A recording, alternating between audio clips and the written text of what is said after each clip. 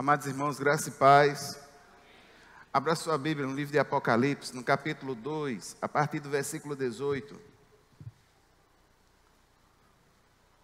Vamos ver hoje o enredo de Tiatira. Tiatira, cuidado com o sistema.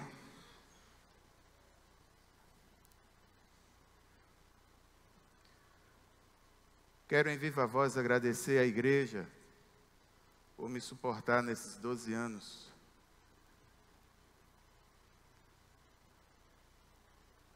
E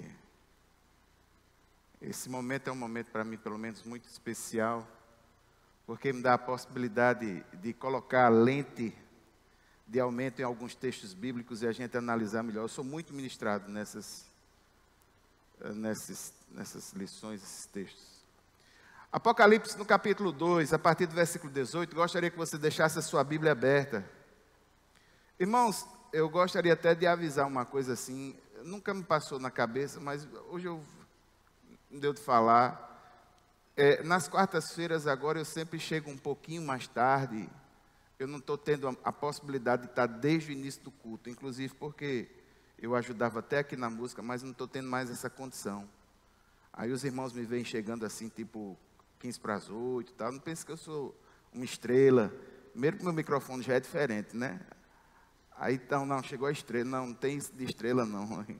Convém que eu diminua e que o Senhor cresça. Isso é que é a ideia. Então, eu venho aqui, porque eu não tenho condição mesmo de chegar no início. E assim, de uma certa forma, é até complexo para mim. Mas eu não queria só deixar isso para os irmãos. Nós estamos vendo aí as igrejas. Nós já vimos a igreja de Éfeso, que era uma igreja que o Senhor se revela como aquele que tem autoridade. É uma igreja que recebe um elogio do Senhor, porque era uma igreja operosa, era uma igreja perseverante, ela tinha firmeza doutrinária. Era uma igreja que recebeu uma grande promessa ligada à vida eterna, que é participar da árvore da vida. Recebe uma grande exortação a se arrepender e voltar para o primeiro amor, porque era isso que a igreja em Éfeso havia perdido. Nós vimos aqui a sofredora igreja de Esmirna. Em Esmirna, que foi uma cidade que ressurge, ela é fundada, se acaba nas guerras, depois ressurge novamente. Para essa cidade o Senhor se apresenta como o ressurreto. É uma igreja que não tem acusação alguma sobre ela. É uma igreja que, apesar de muita pressão externa, ela cresce na sua fidelidade. E o Senhor promete que aquele que vencer não sofrerá a segunda morte. Na quarta-feira próxima passada, nós vimos Pérgamo. Pérgamo, o Senhor se apresenta como aquele que tem autoridade da sua palavra, a espada que sai da sua boca. Ela recebe um elogio, apesar da pressão que também vivia, ela se mantinha fiel, mas ela estava nessa pressão, digamos assim, tendo dificuldades com o paganismo, estava sendo tolerante com o falso ensino, e esse falso ensino levava à imoralidade. E o Senhor exorta essa igreja, a igreja de Pérgamo, para que se arrependa, senão ela haveria de ser punida. Hoje nós vamos a Tiatira, e o texto diz assim: ao anjo da igreja em Tiatira escreva, estas são as palavras do Filho de Deus, cujos olhos são como chama de fogo, e os pés como bronze reluzente. Conheço as tuas obras, o seu amor, a sua fé, o seu serviço e a sua perseverança, e sei que você está fazendo mais agora do que no princípio. No entanto, contra você eu tenho isto: você tolera Jezabel, aquela mulher que se diz profetiza. Com os seus ensinos, ela induz os meus servos à imoralidade sexual e a comerem alimentos sacrificados aos ídolos. Dei-lhe tempo para que se arrependesse da sua imoralidade sexual, mas ela não quer se arrepender. Por isso, vou fazê-la adoecer e trarei grande sofrimento aos que cometem adultério com ela, a não ser que se arrependam das obras que ela pratica. Matarei os filhos dessa mulher. Então todas as igrejas saberão que eu sou aquele que sonda mentes e corações, e retribuirei a cada um de vocês de acordo com as suas obras. Aos demais que estão em Tiatira, a vocês que não seguem a doutrina dela e não aprenderam, como eles dizem, os profundos segredos de Satanás, digo: não porei outra carga sobre vocês, tão somente apeguem-se com firmeza ao que vocês têm, até que eu venha. Aquele que vencer e fizer a minha vontade até o fim, darei autoridade sobre as nações. Ele as governará com cetro de ferro e as despedaçará como a um vaso de barro. Eu lhe darei a mesma autoridade que recebi de meu Pai.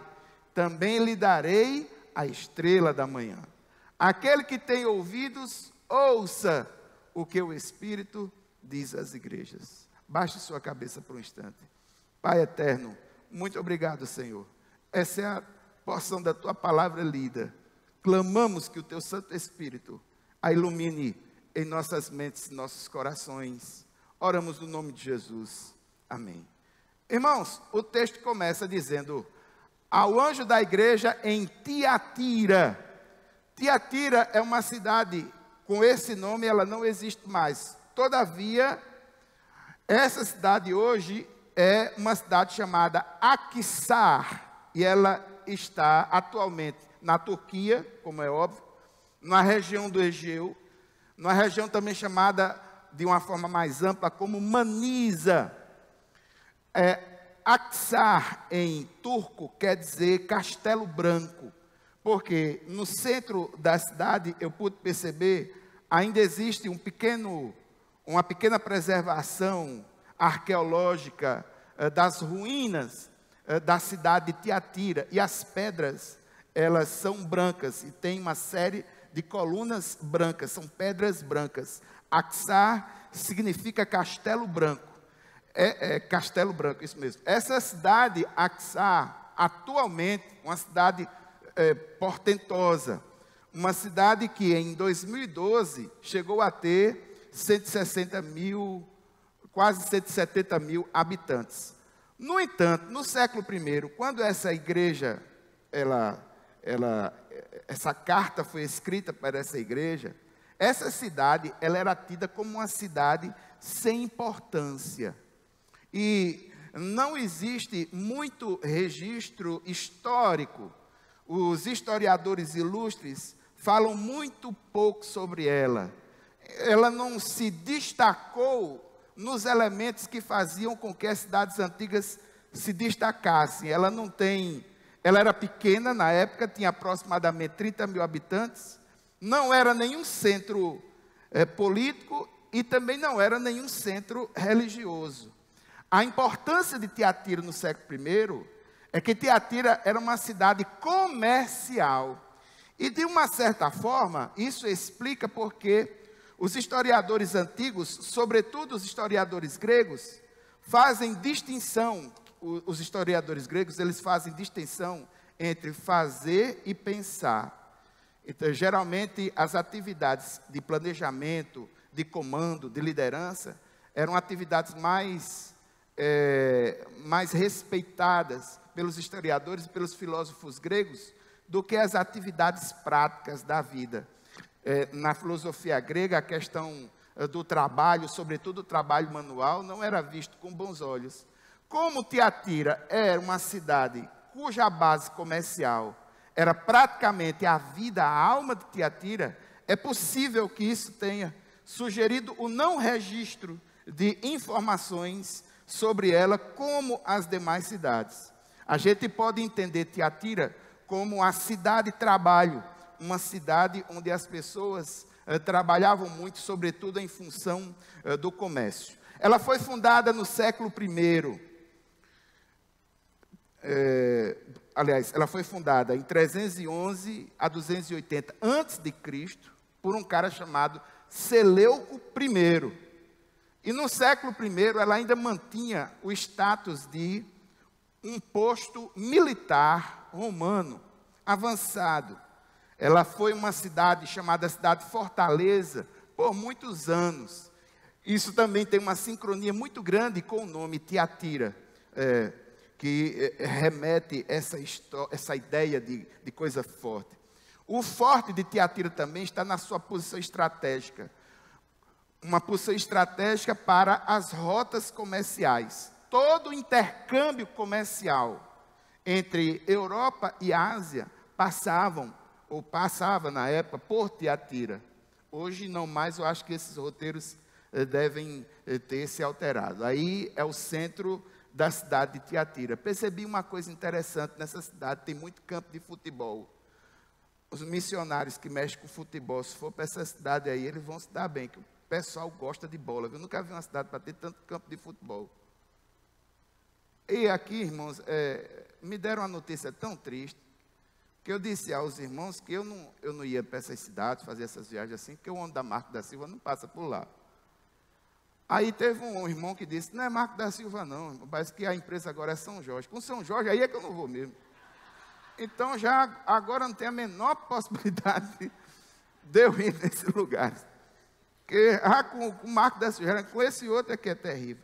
E alguns irmãos perguntam assim, pastor, o senhor levanta muitas informações históricas e tal. Gente, existe todo um material para isso. Inclusive, eu gostaria de indicar aos irmãos que gostam de registros históricos, registros culturais. Existe uma Bíblia específica chamada Bíblia Arqueológica, Bíblia de Estudo Arqueológica. Ela é feita por historiadores e por arqueólogos. Essa Bíblia de estudo, inclusive, eu ganhei, foi um ilustre presente do meu consultor para assuntos históricos e culturais, Dr. Geraldo Borba, me deu de presente uma Bíblia arqueológica. Ela tem todas a maioria das informações histórico-arqueológicas, essa Bíblia traz.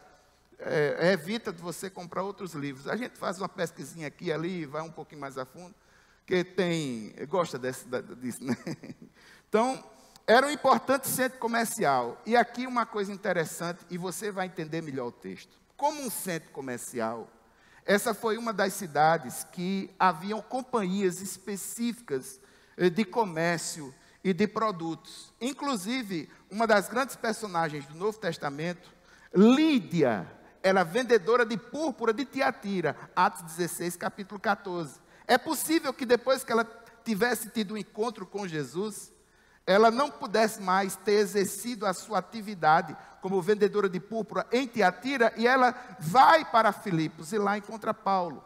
É possível que isso tenha ocorrido, e eu vou mostrar aos irmãos a razoabilidade dessa informação. Como eu falei para vocês, o comércio era forte. Haviam muitas agremiações, corporações de ofício organizadas em função do comércio. O comércio de Tiatira era organizado em grêmios. Havia as corporações para a lã, as corporações para o couro, as corporações para o linho, as corporações para o bronze, a corporação para os tintureiros que faziam as pinturas das roupas, as corporações para os alfaiates e os vendedores de um material especial dessa cidade, que era o tecido de púrpura, que era um tecido de tinta, era um tecido vermelho, de uma cor diferenciada. E essas corporações, elas se reuniam com o objetivo que hoje muito lembra as associações profissionais. Se reuniam com o objetivo de se protegerem mutuamente e com benefícios sociais e até mesmo recreativos dessas pequenas corporações.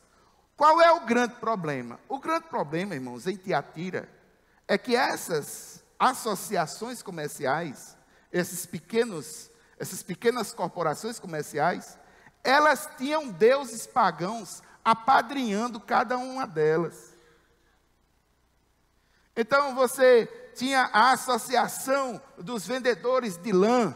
Então havia uma deidade pagã ligada a como espécie de um padroeiro desse tipo de associação. E como o culto ao imperador, o paganismo era uma coisa muito forte, em tese, os historiadores, eles dizem, desculpe, que era quase que impossível ser comerciante em Tiatira e não fazer parte de uma agremiação dessa. Era impossível. Era impossível você ser um comerciante, digamos assim, autônomo, que não por quê? Porque eles mesmos já procuravam de dar um cala-boca no cara. Ele tinha que participar do esquema. Ele tem que estar dentro do sistema. Se ele não estiver no sistema, ele não vende. Ele tem que estar dentro do sistema. Se ele estiver dentro do sistema, ele não vende. Então era muito difícil. E se alguém se propusesse a vender fora desses sistemas comerciais, com esses apadrinhados, digamos assim, esses deuses pagãos, isso era praticamente cometer suicídio comercial. Por quê? Porque era certo de que esse cara não haveria de ter prosperidade na venda de seus produtos. É complicado isso para o comerciante nessa época. Para ser próspero, ele tinha que fazer parte do Grêmio. Para fazer parte do Grêmio, ele tinha que entrar no sistema. E como é que entrar no sistema aí? Participar dos festejos, comer as carnes que eram oferecidas às deidades pagãs, fazer parte das festas, que no final terminavam em orgias, comer da carne sacrificada aos ídolos, e por tabela, assumir um compromisso com o paganismo, para você poder ser bem-sucedido no comércio. Isso é complicado, muito complicado. É por isso que eu digo que a presença de Lídia como vendedora de púrpura em Filipos, é possível que, a partir do momento que ela teve o seu encontro com o Senhor, é possível que ela não conseguisse mais exercer sua atividade comercial, que ela não haveria de se identificar mais com essas agremiações. Mas louvado seja o nome do Senhor, porque ela sai de Tiatira, vai para Filipos, lá se encontra com Paulo e na sua casa, ela me parece ser uma pessoa, uma líder muito dinâmica, e ali começa um trabalho no lar, que é uma igreja que se estabelece em Atos 16. Mas é mais ou menos por aí essa ideia. Vamos à descrição. Isso aí é o sítio arqueológico com as pedras brancas que eu falei, ó. Ainda existe isso lá. É um passeio muito interessante. Tiatira é uma cidade muito bonita. Muita mesquita, muita mesquita, muita mesquita. Não encontrei igrejas cristãs. E se tiver reunião de cristãos, é possível que essas reuniões sejam escondidas, porque não tem, o Google Maps não dá margem a mostrar nenhuma igreja. Agora mostra essas ruínas, mostra alguns, digamos assim, alguns traços de que o cristianismo passou por lá. Olha aí as colunas brancas. E aí é o centro de Tiatira.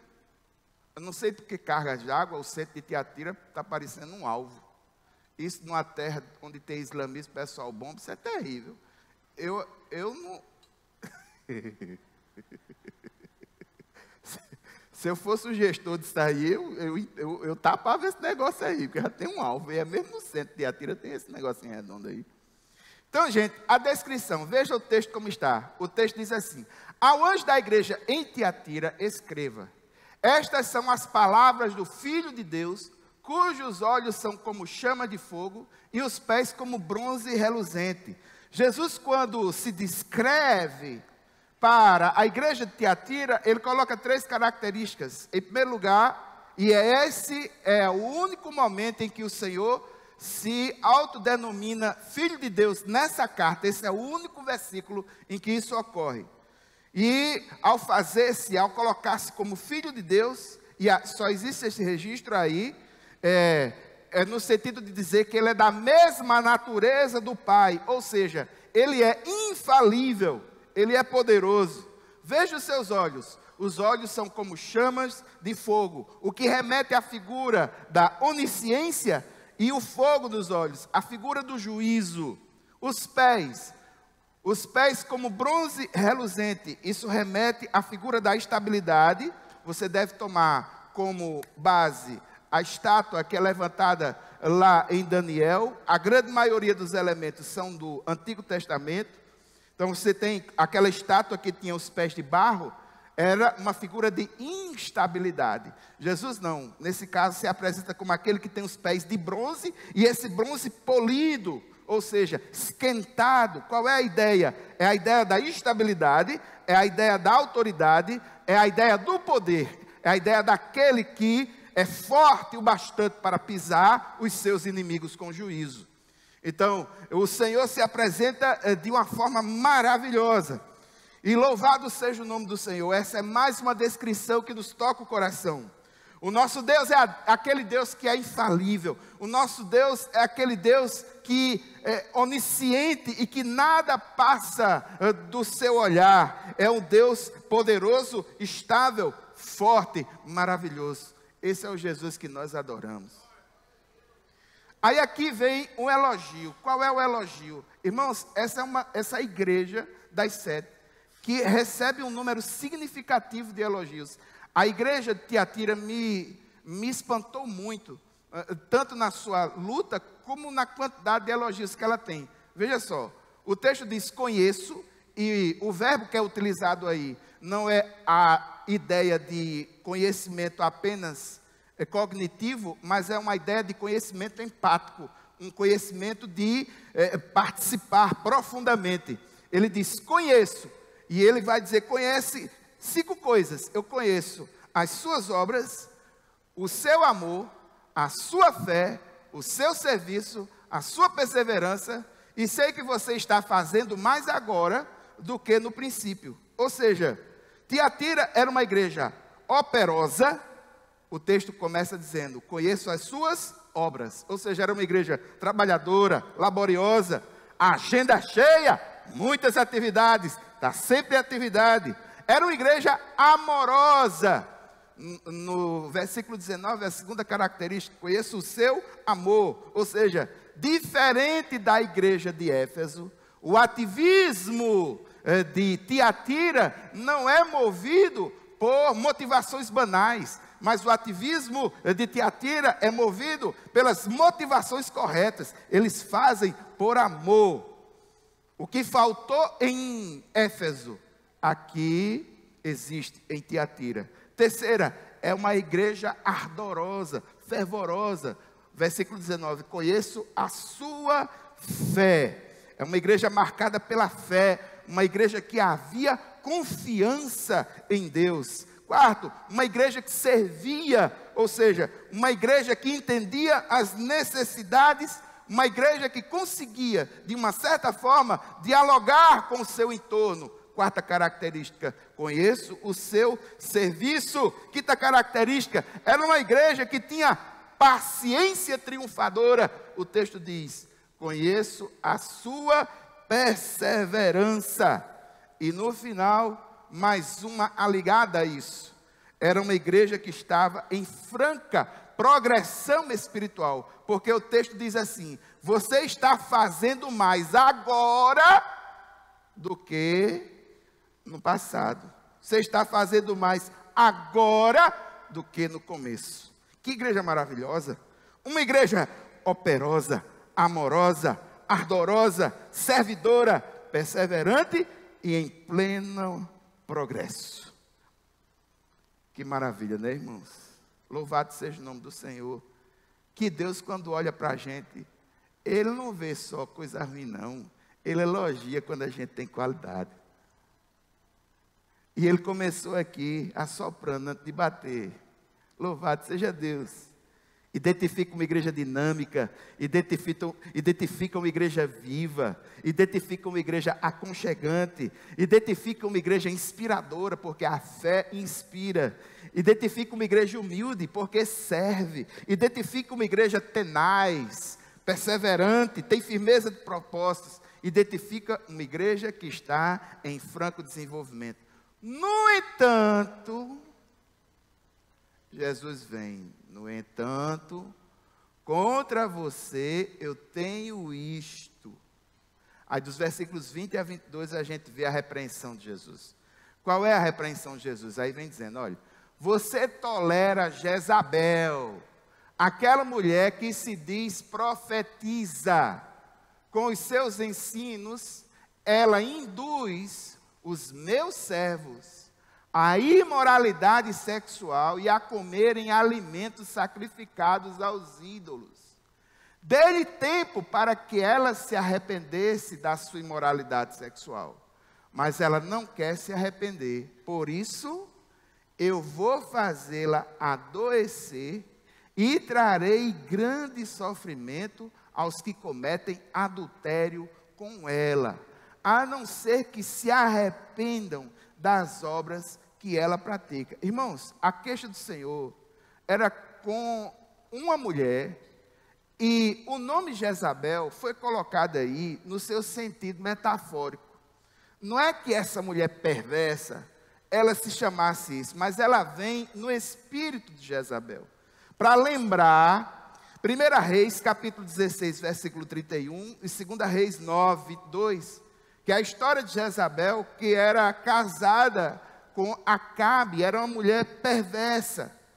E aqui ela está sendo utilizada, os estudiosos dizem que está sendo utilizada como uma espécie de epíteto, uma mulher de destaque na congregação, e através do ensino dela, subvertia a lealdade a Deus, promovendo com que as pessoas fossem na igreja mais tolerantes com as práticas pagãs que ocorriam lá em Tiatira.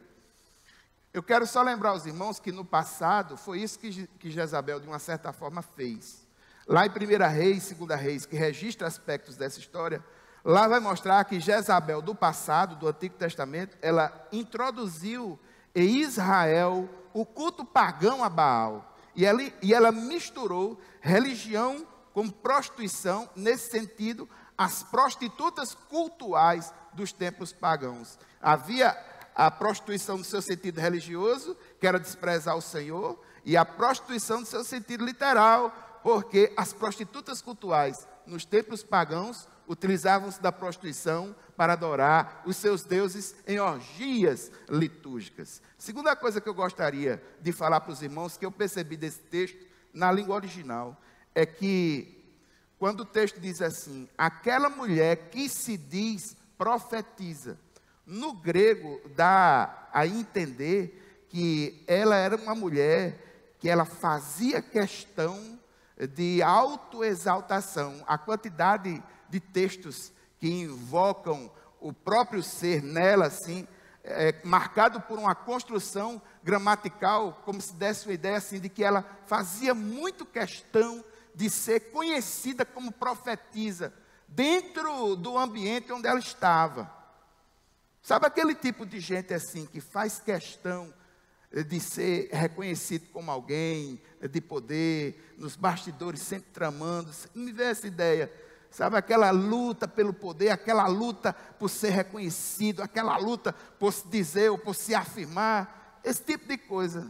Vai ter um bocado de Jezabel, tem hoje em dia, tem. Mas aqui, nos versículos 20 a 22, a gente vê algo maravilhoso. Sabe o que é? Jesus.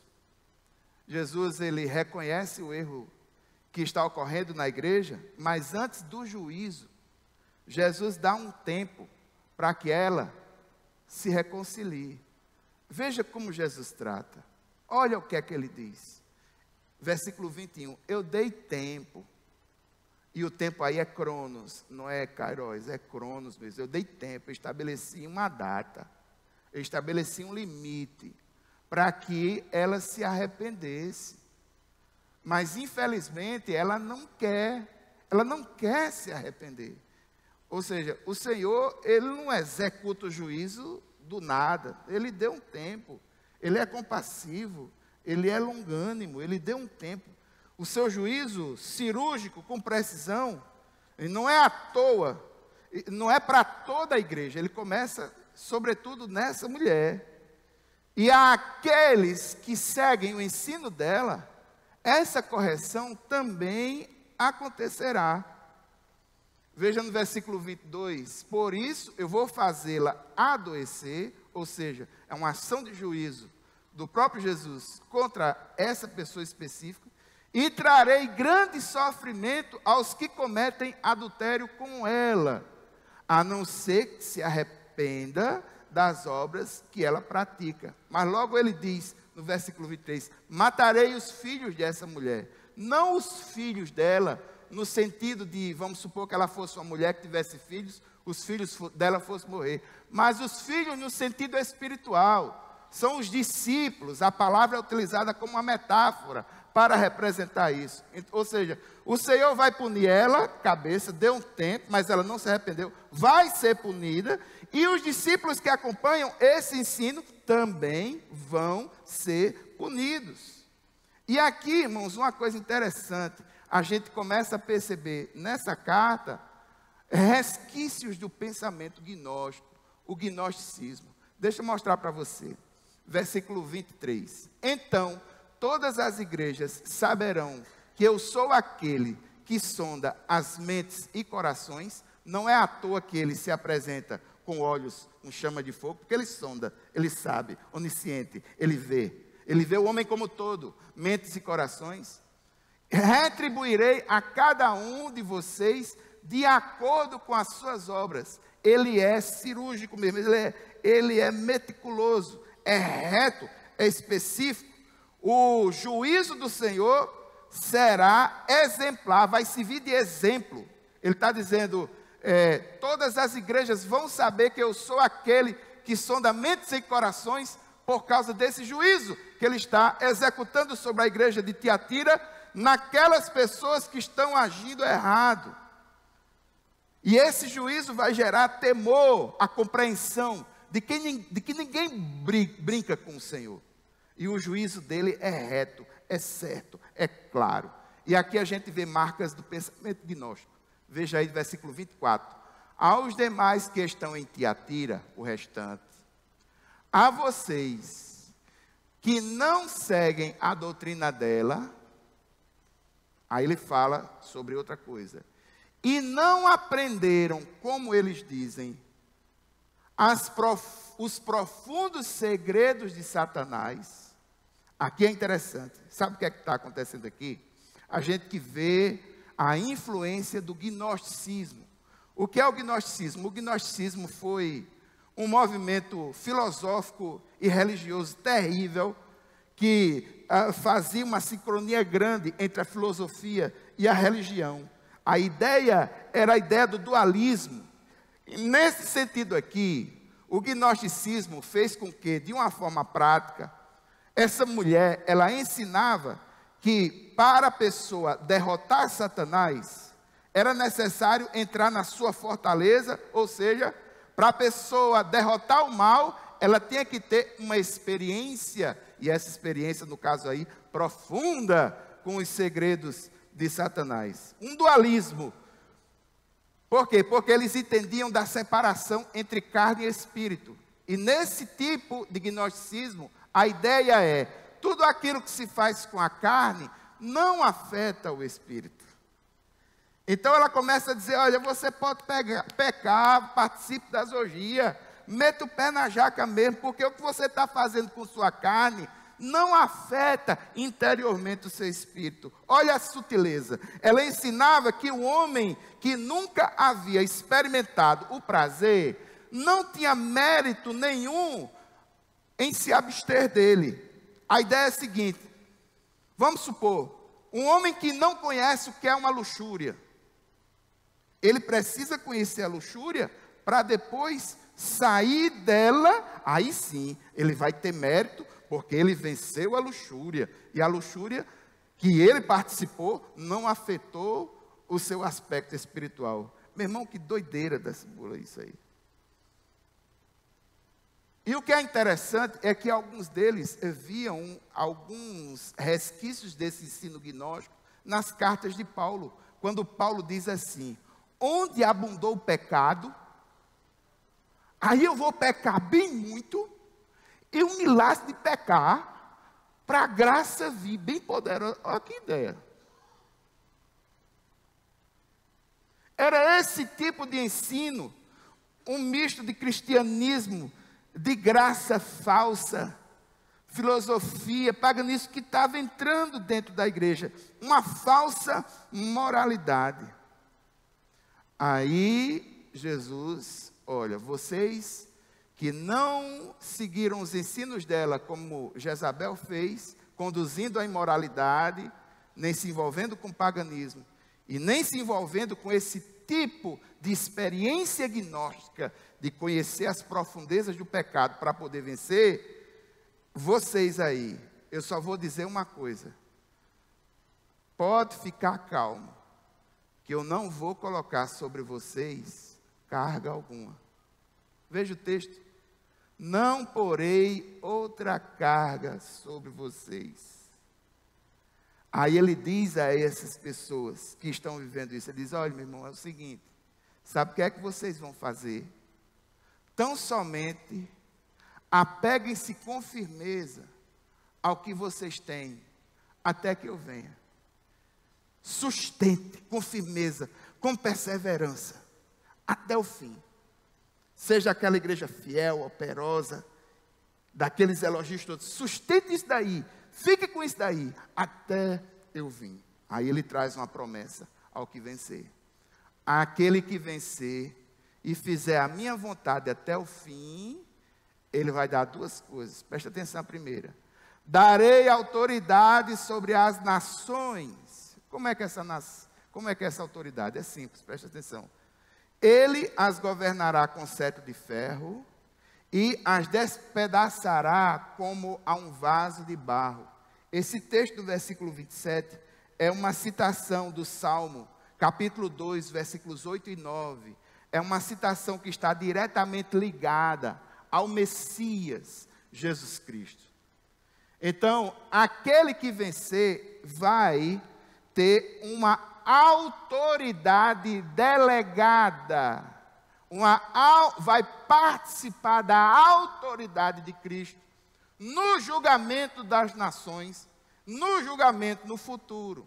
Aí eu gostaria que você abrisse aí a sua Bíblia, sabe aonde? 1 Coríntios, no capítulo 6, no versículo 2.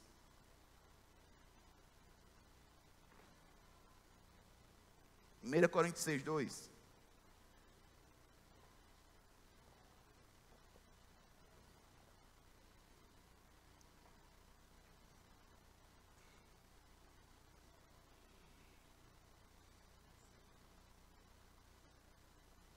Primeira Coríntios, capítulo 6, versículo 2, o texto diz assim: vocês não sabem que os santos hão de julgar o mundo? Se vocês hão de julgar o mundo, acaso não são capazes de julgar as causas de menor importância? Veja a informação que Paulo nos traz nesse momento. Os santos haverão de julgar o mundo. Eu gostaria que você abrisse a sua Bíblia em uma promessa direta do Senhor Jesus para os discípulos. Livro de Mateus, no capítulo 19. Mateus, no capítulo 19, versículo 28.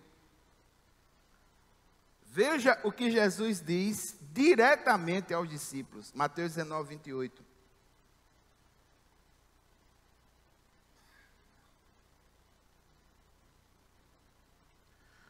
Mateus 19, 28, o texto diz: Jesus lhes disse, no caso dizendo aos discípulos: digo a vocês a verdade, por ocasião da regeneração de todas as coisas, quando o Filho do Homem se assentar em seu trono glorioso, vocês que me seguiram, também se assentarão em 12 tronos, para fazer o quê? Para julgar as 12 tribos de Israel. Ou seja, meu irmão, aqueles que não venderam a sua consciência e não trocam Deus por dinheiro, vão ser honrados e vão se assentar com Cristo. Cristo representando e autoridade delegada àquele que vencer. Vão julgar os ímpios. Somos participantes, irmãos, pela vitória de Cristo. A vitória de Jesus é a nossa vitória. Isso não foi alcançado por um mérito nosso. É graça do Senhor sobre nossa vida. Se hoje nós recebemos desprezo, se hoje a cultura nos despreza, se hoje as músicas nos desprezam, se hoje somos desprezados nos ciclos sociais, se hoje familiares nos desprezam, se hoje amigos nos desprezam, se hoje empresas nos desprezam, se hoje a cultura nos expulsa, no futuro nós não haveremos de passar isso. No futuro o Senhor nos honrará, modificando o status quo. No futuro o Senhor nos honrará. Essa é a primeira coisa, autoridade delegada. Segunda coisa, o texto diz: também lhe darei a estrela da manhã.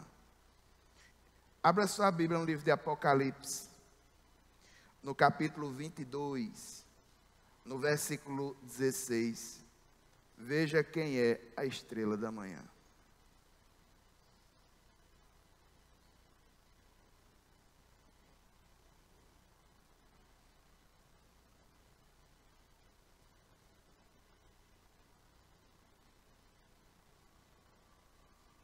Apocalipse 22, 16.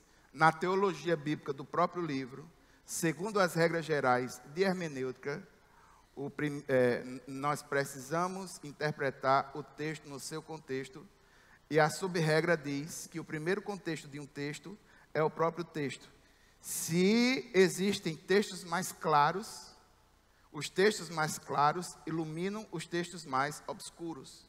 E aqui o texto de Apocalipse 22, 16 é claro em dizer que a estrela da manhã é o Senhor Jesus Cristo. O texto diz assim, 22:16, eu, Jesus, enviei o meu anjo para dar a vocês este testemunho concernente às igrejas. Aí ele começa a dar suas características.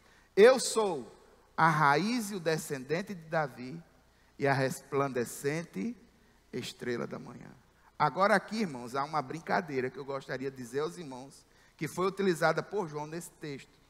É porque a estrela da manhã, na Palestina do século I, alguns historiadores também dizem que a estrela da manhã é Roma. Por quê? Porque Roma é representada por Vênus.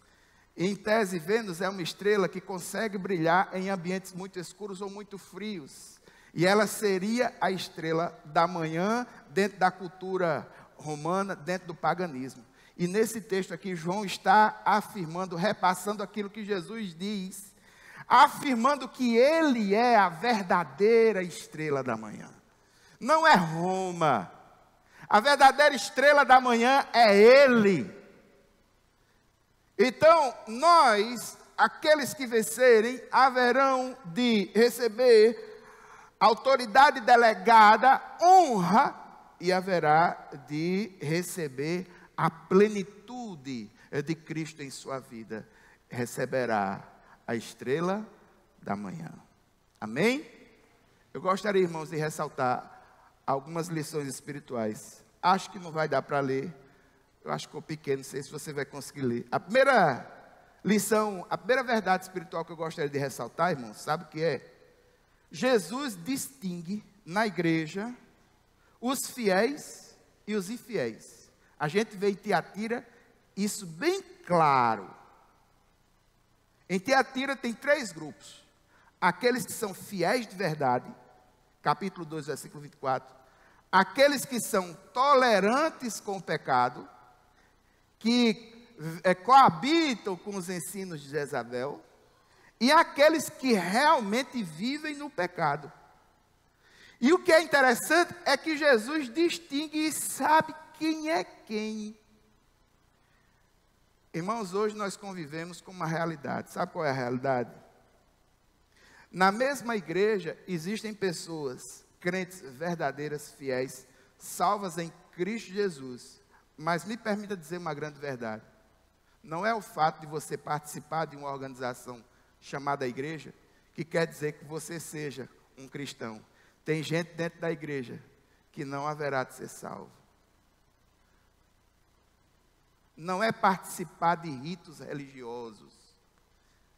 Tem que nascer de novo. Se não nascer de novo, você pode participar do ciclo íntimo da religiosidade, da igreja que for. Tem que nascer de novo. E aqui o outro grande alerta, meu irmão, na igreja existe trigo, existe joio.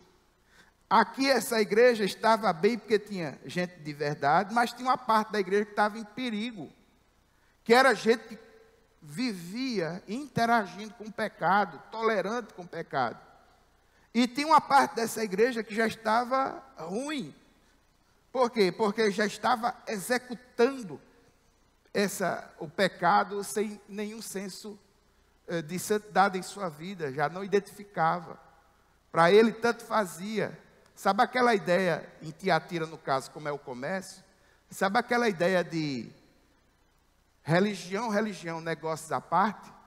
O cara ia para a igreja cristã, cantava, participava, fazia os seus ritos. Quando ia para o comércio, para se poder manter nas agremiações, ele se sincretizava e executava o paganismo como se aquilo fizesse parte da sua cultura de negócios.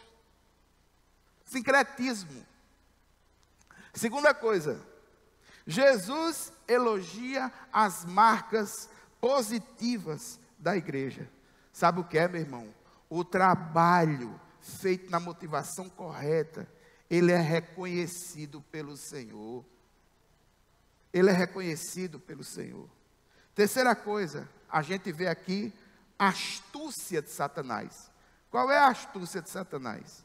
Tiatira era uma igreja que estava em pleno desenvolvimento. Essa era a última característica dela, você se lembra? Ela está fazendo agora mais do que ela fazia no começo, ou seja, ela está em pleno desenvolvimento. Se essa igreja está em pleno desenvolvimento, com a motivação correta, fazendo o que deve ser feito, Satanás, ao invés de atacar ela diretamente, atacou internamente. O ataque de Satanás, ao perceber que a igreja estava crescendo, procurou corromper o interior da igreja, ao invés de corromper ela pelo lado de fora. Irmãos, aqui um grande alerta para todo o movimento cristão. Todas as vezes que o cristianismo começa a se desenvolver, a igreja, a comunidade de fé, começa a ficar forte, ela precisa estar com seus ouvidos atentos. Por quê? Porque uma heresia pode destruir um grande trabalho. E uma heresia não vem de fora para dentro. Muitas vezes uma heresia é criada dentro do circuito, dentro da própria igreja. Então nós precisamos orar muito, irmãos. Se não estamos sofrendo pressões externas, nós precisamos orar para que haja unidade de doutrina, unidade interna, para que a gente seja bem sólido. Porque Satanás, ele não vai deixar de atacar. Ele não brinca de Satanás. É possível que a gente brinque de crente, mas ele com certeza não brinca de Satanás. Se ele não consegue na pressão externa, ele vai tentar na pressão interna, tentando colocar uma heresia para fazer com que a igreja fique mais fraca, ou chegue até a se dividir. Quarta coisa que eu gostaria de ressaltar aí, antes de tratar a igreja com juízo, sabe o que foi que Jesus fez? Antes, Jesus não deixou de punir, porque a igreja tinha um bom desempenho, percebeu? Porque Jesus podia ter feito o seguinte: não, rapaz, Tiatira está desempenhando, Tiatira está desenvolvendo. Não, e essa Jezabel aí? Não vamos tratar não, vamos deixar para lá, porque não está desenvolvendo, não está indo para frente, não é? Não podia, mas não fez. Não fez. O que estava errado, meu irmão, teve que ser corrigido. O que estava errado. E precisou ser corrigido. E o Senhor, de forma cirúrgica, corrige bem certinho a cada um. Ao líder de sofrimento, a punição à igreja coletiva como um todo vai servir de exemplo para outras igrejas. E ele sai punindo. Sabe por quê, irmão? Porque o Senhor disciplina a quem Ele ama. O Senhor disciplina a quem Ele ama. Ele não deixou passar. Só que quando ele vai disciplinar, antes de tratar a igreja com juízo, ele confronta com misericórdia. Perceba que ele dá um tempo para Jezabel. Dei a ela um tempo, mas ela não quis se arrepender. Ele entra com misericórdia. Antes de executar o juízo, ele confronta com disciplina. Qual foi a disciplina que ele deu a Jezabel? Pois eu vou botar ela na cama, adoecida, prostrada. E aqueles que seguem com ela também vão ser punidos. Ele entra, antes de tratar a igreja com juízo, ele confrontou com misericórdia. E é um ato de paciência, de longanimidade. E confrontou com a disciplina. É um ato de amor. E a última coisa aqui que eu gostaria de tratar, irmãos, isso aqui para nós. É possível se manter firme na doutrina, mesmo quando outros se desviam. Esse é um grande ensino que Tiatira nos dá. Por quê? Porque tinha gente fiel dentro desse ciclo. É possível manter uma conduta pura, mesmo quando os outros se corrompem. É possível. É possível. E quem nos ajuda é o Senhor Jesus e a presença do seu Santo Espírito em nossa vida. Todavia, irmãos, eu gostaria de orar por uma questão muito simples. O sistema. Me chamou a atenção essa ideia do sistema. Qual era a ideia? Comerciante crente, para ele poder ser próspero em Tiatira, ele tinha que se associar a um sistema. Ele só ia comercializar, ele só ia ser próspero se ele atendesse às demandas daquele sistema. E aqui, irmãos, eu vou tocar numa ferida. E eu gostaria que você prestasse bem atenção para não ser mal interpretado. Quando nós somos afetados pelo mal chamado pecado, Gênesis capítulo 3, o homem individualmente e toda a estrutura humana foi afetada. E uma das coisas mais afetadas que nós vemos é a economia de um povo. O pecado afetou a economia de tal jeito em Tiatira que o paganismo fazia com que uma outra pessoa que não quisesse viver de acordo com aquele sistema, ele simplesmente ia cometer suicídio comercial. Aceitar a Jesus, ter Jesus no coração, meu irmão, é uma tremenda de uma contracultura. E esteja preparado para, em determinados momentos, enfrentar uma dificuldade de contracultura como essa que os crentes de Tiatira enfrentou. E aqui eu gostaria de fazer uma oração muito específica nessa noite. Eu gostaria de orar juntamente com os irmãos que se desenvolvem no meio econômico, sobretudo aqui no Brasil, de forma como empresário ou como autônomo. E aqui eu vou dizer uma coisa e não se espante, que é possível que você concorde comigo. É muito difícil ser um empreendedor no Brasil. Muito difícil. Eu ajudei meu pai no comércio. No final dos anos de comércio do meu pai, ele comercializou com o meu nome, praticamente CNPJ no meu nome. E era minha mãe e meu pai quem movia o comércio. A gente viu durante 48 anos o comércio da minha cidade, lá em Santa Rita. Meu pai tinha uma esquina do mercado, ele tinha 3 boxes. O tempo foi passando, ficou em 2 boxes. O tempo foi passando, ficou num box só. A gente tinha 4 funcionários. O tempo foi passando, reduziu para 2.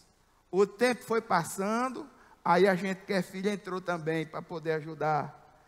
O tempo foi passando, só ficou ele, meu pai e minha mãe. Graças a Deus, encerrou as atividades com 48 anos. Sabe o que é que acontecia? A gente também era afetado pelo sistema. Como? Vou lhe dizer. Existe um produto na loja que eu gostava de vender, inclusive porque meu pai amolava muito. Tesoura e alicate de unha. Tem um alicate de unha chamado Mundial.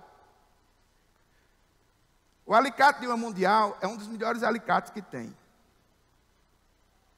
E ele tem uma têmpera boa de ferro, pega, corta com rapidez. Papai também amolava e vendia alicate de unha. Meu pai, com a lojinha dele, pagando os impostos, tudo direitinho. Um alicate de unha Mundial, na época, bem vendido, ele custava entre R$ 12,90 a R$ 15, R$ 16 no máximo. Se você estivesse pagando mais do que isso, podia ter certeza que estava sendo extorquido, porque o lucro aí estava exorbitante demais. Aí estava eu com o papai, e passa um camarada com a cartela de alicate Mundial na frente da loja. De um lado do outro. Olhou para a gente e disse, vai querer? O papai perguntou, quanto é um alicate desse? Estou vendendo a R$ 6. Automaticamente, eu olhei nos olhos de papai e a gente entendeu logo a mensagem. Papai, isso é carga roubada. Carga roubada, meu filho, o produto que vier, o preço que entrar, entrou. Agora perceba você, como um crente fiel, dentro de um mercado e dentro de um sistema econômico, onde você tem que dar a Deus o que é de Deus e dar a César o que é de César, você viver no empreendedorismo, numa economia dessa, com esse tipo de concorrência, com esse tipo de economia, eu vou dar outro problema para você raciocinar. Interferência governamental no ciclo, digamos assim, empresarial. Pessoal muito preocupado com a mortandade no trânsito, tal. Aí fizeram a lei. Qual foi a lei? Tem que fazer agora, o camarada não pode dirigir logo no carro, não. Ele tem que dirigir nos computadores primeiro, fazendo as simulações, né, para depois ele pegar no carro, para diminuir. A ideia é interessante, massa. Mas só que o governo, ele não deu as maquinazinhas para os empreendedores, não. Os empreendedores tiveram de comprar. Vocês estão entendendo o que eu estou dizendo? Os caras tiveram que comprar as máquinas. Essas máquinas não são baratas, não. Aí depois comprou, já estava na taxa, tal, aquele sistema, não sei o que, tal. Aí agora, não, vamos botar uma lei, não pensa mais não. Aí o cara comprou essa máquina, R$ 25.000, R$ 30.000, agora vai fazer o quê? 4.000 de manutenção por mês, o rapaz está dizendo aqui. Vamos para outra, vou lhe dar outra. Trabalhei como consultor, dando assessoria a planos de saúde. Entrada do marco regulatório, Agência Nacional de Saúde Suplementar, entrou. Aí começou a exigir, tem que ter isso, calculatorial, acolchou aqui, não sei o quê, tem que deixar uma quantidade de capital reservada no Banco Central, assim, assado. E a gente fazia as conversas, foi subindo, não sei o quê e tal. Eu olhei para o camarada dono da empresa, pai, fecha esse negócio e aluga as salas, que é mais fácil.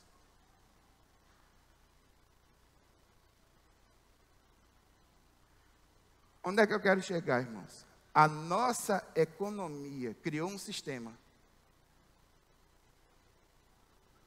E nós, com os valores que nós temos, em determinados momentos, vamos bater de frente com esse sistema. Os irmãos estão entendendo o que eu estou dizendo?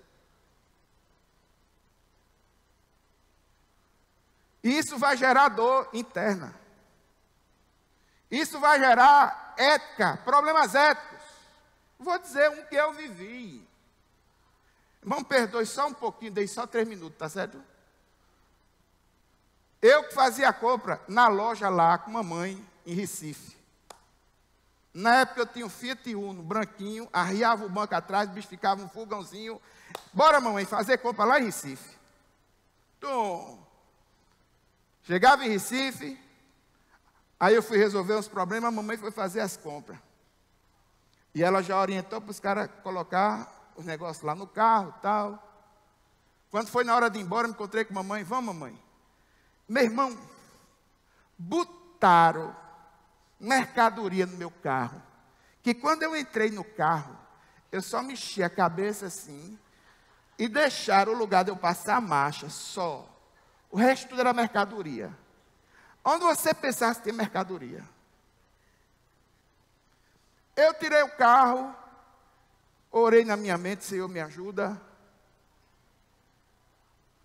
Aí eu falei com mamãe, mamãe, como é que está a situação aqui das mercadorias? Quantos por cento está indo de nota aqui dentro do carro? Mamãe olhou nos meus olhos e disse, está indo uns 10%. 90% aqui está sem nota. Aí eu digo, pronto, e agora? Eu comecei a orar. Comecei logo a dizer, Senhor, me perdoe, eu sou um pecador, quanto mais. Para mim não tem jeito. Senhor, me perdoe, não tem condições. Eu estou aqui, agora eu vou fazer o quê? É minha mãe.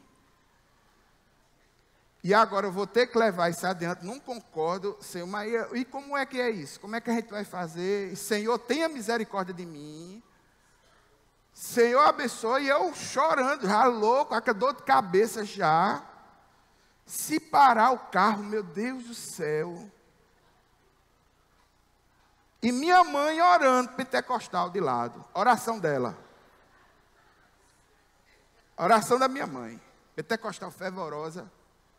Senhor, quando a gente passar no posto fiscal, cega, Senhor. Manda os teus anjos para cegar aquele povo.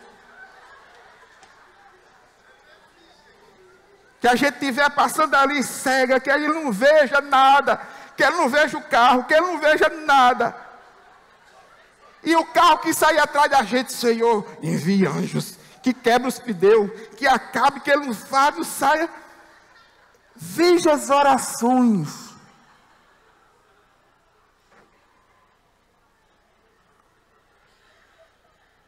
Aí, irmãos, era isso que eu queria falar para os irmãos, e eu queria orar especificamente, sabe por quê?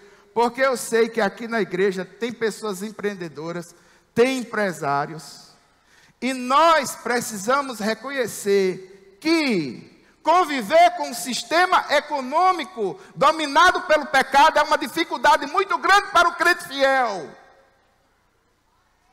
E precisamos da graça do Senhor em nossa vida.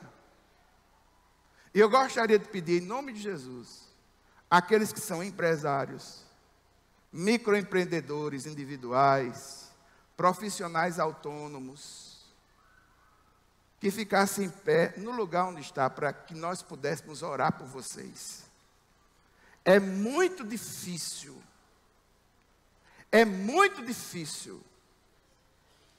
conviver numa economia deturpada pelo pecado, mantendo os princípios cristãos, dando a Deus o que é de Deus, dando a César o que é de César. Irmãos, entendem o que eu estou dizendo? Eu gostaria, irmão, se você ficou perto de um irmão desse que está em pé, em nome de Jesus, toca no braço dele assim, só para ele perceber que a igreja está orando por ele, que nós vamos orar por ele agora.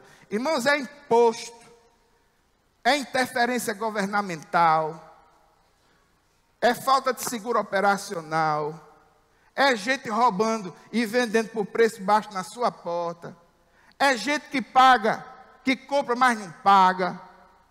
E nós precisamos, irmãos, orar. Nós estamos aqui na igreja para interceder uns pelos outros. Coloca a sua mão aí, vamos orar. Pai eterno e santo, Deus poderoso, de uma forma muito específica, Senhor, nós oramos agora por esses irmãos que se levantaram, dizendo, tenho dificuldades, eu estou no sistema corrompido e preciso da ajuda do Senhor em minha vida. Pai eterno, nesse momento, Senhor, quero te pedir, Deus, em primeiro lugar, que o Senhor dê coragem e força. Eu quero te pedir, Deus, em nome de Jesus, que o Senhor abra as portas. Aquele que está devendo, que pague. Aquele que não está vendendo, que consiga vender, Senhor. Aquele que está parado, que está tendo dificuldade em tocar o seu negócio para frente, em tocar a sua profissão para frente, Senhor, abre uma porta. Pai eterno, nós intercedemos, Senhor, por esses irmãos que se levantam para batalhar dentro desse sistema corrompido pelo pecado. E eu quero te pedir, Deus, que eles sejam luz. E naquilo que eles não puderem, Senhor, que a tua graça, de forma poderosa, os abrace. E que eles possam ver a ação do Senhor em sua vida. Pai, é assim que oramos no nome de Jesus. A igreja diz, amém. Vamos ficar todos em pé, vamos encerrar. Irmãos, me perdoe por ter ido um pouquinho mais adiante. Pai, muito obrigado, Senhor, por esse momento. E nós queremos te pedir, Deus, no nome de Jesus, que nós possamos ser diferença aonde nós estamos. Pai, que nada venha romper a nossa unidade como igreja. E que nós possamos seguir fortes, de cabeça erguida, proclamando o Evangelho. É assim que oramos no nome de Jesus. Amém. A graça do Senhor Jesus Cristo, o amor de Deus, a comunhão e as consolações do Espírito Santo, seja sobre cada um de nós hoje e sempre. Amém, amém. Queridos, Deus abençoe vocês. Olhe para o seu irmão ao lado e diga assim: vigia, vaso.